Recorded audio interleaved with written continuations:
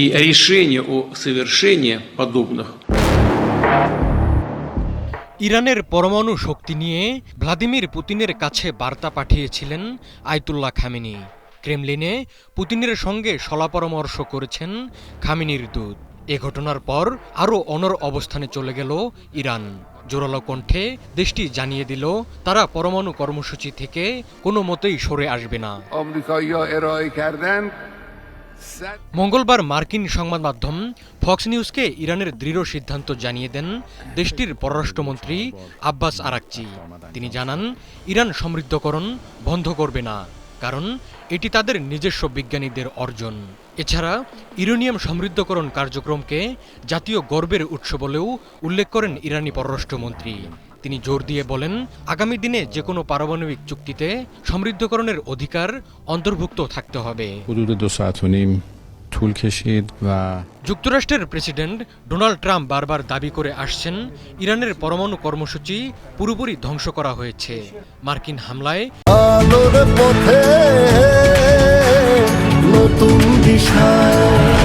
নিজেদের পরমাণু কেন্দ্র ক্ষতিগ্রস্ত হবার কথা গোপন করেননি ইরানি পররাষ্ট্রমন্ত্রী। তিনি অকপটে স্বীকার করেন, হামলায় গুরুতর ক্ষয়ক্ষতি হয়েছে, তাই আপাতত ইউরেনিয়াম সমৃদ্ধকরণ বন্ধ রাখা হয়েছে। তবে ইরান হাল ছাড়বে না।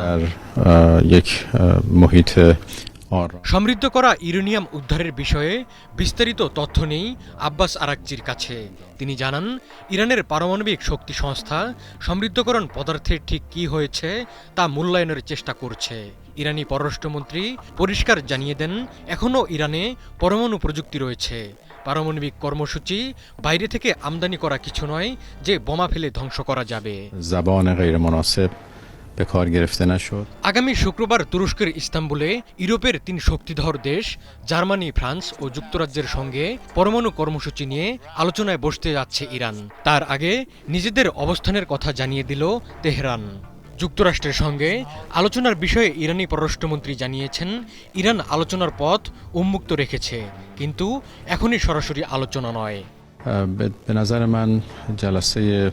ইরানের পরমাণু কর্মসূচিতে ওতপ্রোতভাবে জড়িত বন্ধু রাশিয়া। ইরানের একমাত্র পারমাণবিক বিদ্যুৎ কেন্দ্র বুশেহর এর নির্মাণ ও এর পরিচালনায় প্রধান ভূমিকা পালন করে রাশিয়া। রাশিয়া ইরানকে পারমাণবিক প্রযুক্তি এবং জ্বালানি সরবরাহ করে, যা তেহরানের শান্তিপূর্ণ পারমাণবিক কার্যক্রমের জন্য অত্যন্ত গুরুত্বপূর্ণ। তাই পরমাণু কর্মসূচি নিয়ে পশ্চিমাদের ক্রমাগত চাপের মুখে পুতিনের দ্বারস্থ হয় ইরান। রোববার ক্রেমলিনে পুতিনের সঙ্গে দেখা করেন খামেনির পরমাণু বিষয়ক উপদেষ্টা আলী লারিজানি। ক্রেমলিনের মুখপাত্র দিমিত্রি পেসকভ জানান, বৈঠকে মধ্যপ্রাচ্যে সংঘাতের মাত্রা বেড়ে যাওয়ার বিষয়ে তেহরানের বিশ্লেষণ তুলে ধরেন লারিজানি। উঠে আসে দেশটির পরমাণু প্রকল্পের বর্তমান পরিস্থিতিও। পেসকভ জানান, ইরানের পরমাণু কর্মসূচির ভবিষ্যৎ নিয়ে রাজনৈতিক সমাধানে পৌঁছাতে চায় রাশিয়া।